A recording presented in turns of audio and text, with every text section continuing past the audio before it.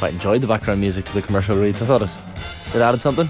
Certainly is more interesting. Everyone's favourite part of the week, Ger, around the world, as we all know by this stage. Even Adrian Barry's come on board and starting to embrace it for what it is. It's fake news. It's fake news. You can be the grumpy old man this week if you want. No, I'm not grumpy about this at all. Not at all. We're going to start in Canada. So we heard a little bit earlier on, Katie McCabe was wearing the One Love armband for the match. This, of course, being the infamous One Love armband that Harry Kane and a number of other captains at the recent World Cup in Qatar refused to wear or decided not to wear for fear of picking up a yellow card. But the Canadian women's team wearing purple shirts, displaying the words "Enough is enough" as a protest ahead of their SheBelieves Cup match recently against the United States. You can see a statement up on the screen there from the players. Tonight our players will be wearing purple as a symbol of protest. Purple has historically been associated with efforts to achieve gender equality. Considering the current circumstances, our players will continue to wear purple until our association has standards in place that ensure equal treatment and opportunity. This is a bit of a trend that seems to be drumming up across football associations around the world. So complaining about the level of funding essentially from Canada Soccer in comparison to the men's team. And when you look at the Canadian women's team, they've been, world beaters.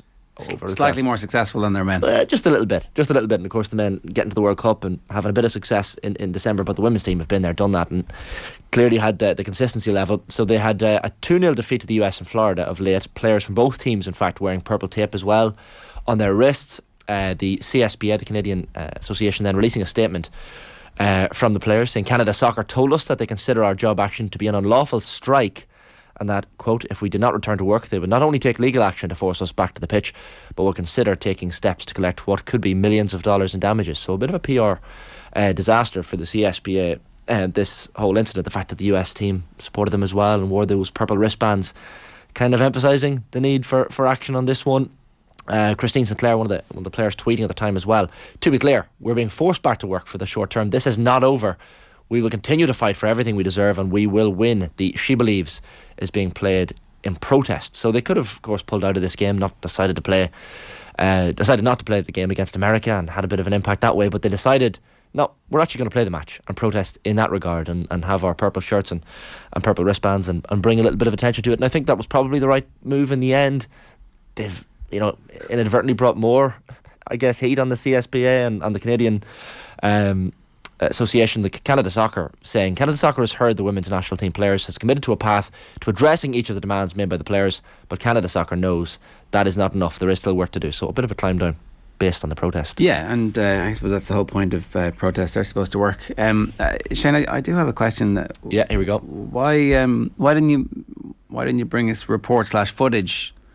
Sometimes we're allowed to use footage in this slot, and sometimes we're not. Just again, revealing a bit too much information there. But I see there's some footage on your own Instagram account. Oh, right. Oh, here I am. It's me on the right hand side. It's obviously a training game because you're wearing the same shirts.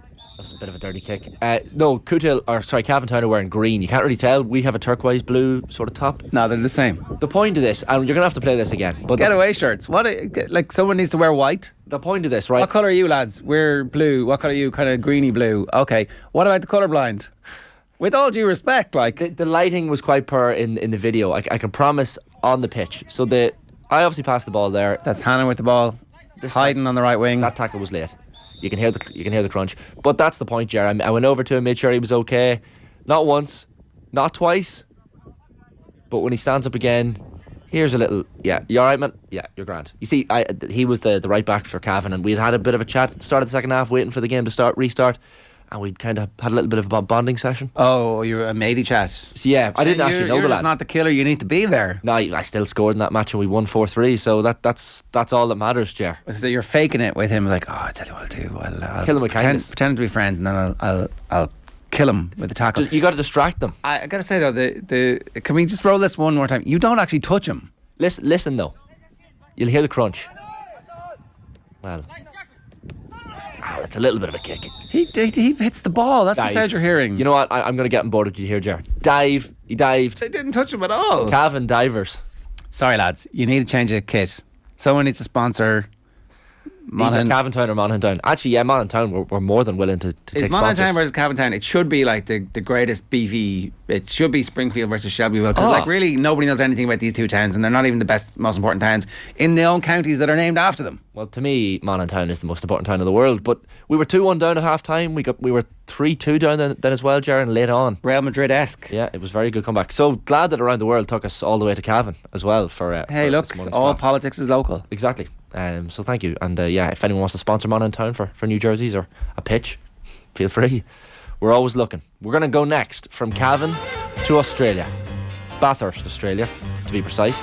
This was quite a tough watch in the video. We're not going to play the video, but we'll have a few stills for you. So Letessenbet Gide was the pre-race favourite in a world cross-country race. So not exactly a small race. It was very, very important.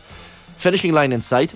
Ethiopian looking like she was going to win the gold with ease, and then meters, and I mean meters from the tape, the 24-year-old falls, and in the blink of an eye it's gone. So that's the moment at which she falls. It's almost like her legs collapse. Really disappointing moment. People then try to help her up. It was a spectacular conclusion, and then of course it's a Kenyan behind her to rub salt in the wounds, because of course the Kenya-Ethiopia battle always very, very intense at cross-country level. She was helped over the line, as you can see there in that image, by some Ethiopian officials, but Beatrice Chebe then overhauling Gide with an impressive final kick. So it was the Gide is a well-known athlete as well. She's a top athlete in her own right, but Chebe is the world 5,000 metre silver medalist. Sprints towards her, overtakes her, and to make matters worse, Gide, who falls over, she's the reigning world 10,000 metre champion, by the way, she was disqualified. So that last photo you saw of outside assistance from the Ethiopian officials and the supporters as well, jumping the fence to assist her, leads to her disqualification. So even when she does eventually cross the line, it's pointless. She's disqualified. Instagram post then she puts up after the race. She says, "I'm doing well. Thank you for all the messages. I will be back. Today was a good race with a sad ending for me. Let's take the good forward to the future." Michael Johnson, the Olympic great as well, getting involved in this. He tweeted afterwards saying, "Wow, heartbreaking for Letessenbet, the world cross country champs, literally just meters from the tape." The moral of this story, Ger, from this story in Australia, it's never over until it's over. No matter what sport it's in, whether you're 3-2 down to Cavan Town with 10 minutes to play, or you're in a world cross country final, it's never over till it's over. So one of the lessons from around the world this week. Our next segment in Around the World, we're going all the way to the Alps. This is a bit of a concerning story, Ger, I guess, and to bring my inner Johnny Ward, climate change warrior, to the show this morning. But this is very much a story that's concerning. Top skiers have signed a letter to the International Ski and Snowboard Federation, which are the FIS, demanding action over the climate emergency. There's a depressing stock photo of melting snow on ice ski Alps, and there's another stock photo of a snowman, very sad looking snowman, melting with a pot in his head. But a notable lack of snow in this skiing season that's currently ongoing across alpine resorts. Holidaymakers disappointed. Some ski tournaments have been called off as well. So no more guaranteed snow at the top of some of these ski resorts. A lot of places are moving their ski season to be changed to keep up with climate breakdown. They've suggested shifting it from the start of the season from late October to late November, and the end of the season from mid-March to late April. So the Norwegian racer Alexander Amot Kilde has been speaking on this. He said, "We see that the world is changing. We also see the impact of our sport.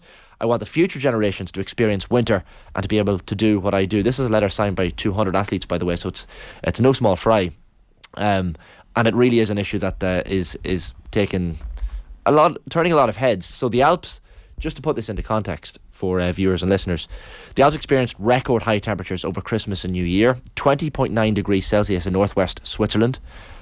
So besides measures to reduce their own emissions, a lot of these resorts are planning ahead for a time when skiing is no longer viable. Even low altitude resorts as well in Europe, snow depth is shrinking by 3 to 4 centimetres every 10 years, which is a mad rate of disappearance. And then you've got the glaciers disappearing as well, which is not helping. 2017 studies saying the Alps could lose up to 70% of their snow cover by 2100. So this is an issue that's not going away anytime soon, Ger, but one I just wanted to raise on Around the World this morning. Finally, we're heading to Canada again, Toronto, Canada, and this is quite a lovely story because it had a happy ending. The Toronto Blue Jays manager, John Schneider, saving a woman's life after he saw her choking in a restaurant, the team announcing on social media. A lovely story. A lovely story. Well, it had a happy ending. You'll see the statement there from the Toronto Blue Jays. Manager John Schneider was out at lunch with his wife when a woman at another table was choking and couldn't breathe. Schneider rushed to her aid, performed the Heimlich manoeuvre and saved her. Just another day in the life, as they say in their statement. He's 43, a life-saving response. Big lad as well, 6'3". He says he learned the manoeuvre in school. This is what I wanted to bring this up for. So he says, I learned it about 6th grade, hadn't thought about it since. So it was like, I think I remember how to do this. I'm a bigger guy, so I think that helped a little bit. But no, I hadn't thought about the Heimlich manoeuvre since grade 6. So both parties returned to their meals. His reward for saving her life was a free beer. So there's your beer for saving her life. He says he wasn't looking for a pat on the back. His wife, John Schneider's wife, said he was so calm reacting to the incident. So it happened in downtown Dunedin about 2 weeks ago. She said he gracefully gets up, doesn't panic. The way he held his cool, you would have thought he was managing a wildcard game. It was so graceful. Do you know the Heimlich manoeuvre? I mean, I've seen it on TV. You like put your hands under the lungs and you... Something along those lines. That's the physical, technical term. So that is a very visceral and dynamic interpretation of what it is. Henry Heimlich. This is why I wanted to bring this up. So there's Henry Heimlich on the left of the photo there. I would have said that guy was like 1800s. Yeah. I know. He's still alive. No, he's not still alive. Oh, but that would have been the best news of the morning. Sorry. That's a good news story. The man who invented the Heimlich manoeuvre, he's still alive. This is what I wanted to bring this up for. Henry Heimlich was born in 1920 and died in 2016. So he only died 6 years ago, right? Jesus. So in 1974... I think they would have made more of him when he was dying. I know. Like, here, lad, this guy's literally... I didn't hear about this. Anyway. So in that photo, yes, he was old. He was 96 in that photograph. In 1974, he created this life-saving manoeuvre, and the American Medical Association gives it his name after Henry Heimlich. He was eating a steak on that day of that photograph at 96 in his final year in 2016 in the dining room of the Dupree House, which is a senior living community in Cincinnati, Ohio, where he was staying. And this woman next to him starts to choke. Ah, no way. And he says she had all the signs of it because, as I say, her lips were puffed out. She obviously wasn't breathing. 100 diners looking on. He stood up at 96 years of age, spins the victim around, launches into his namesake technique, places around, you described it yourself, what you have to do. He says he's demonstrated the manoeuvre many times throughout his career as a chest surgeon, but that was the first time he ever had to use it in a matter of life and death. At 96, himself only a few months away from his own death. Apparently it saves more than 50,000 lives in the US alone every year, the Heimlich manoeuvre. So a lovely end to the whole story. So the Toronto Blue Jays manager, the good news story, and Henry Heimlich, RIP, who performed the manoeuvre for the first time in his own final year. What a lovely story, Ger. Again, justified the existence of the slot just at the end there. Well done. There you go. That's this week's. Until next week.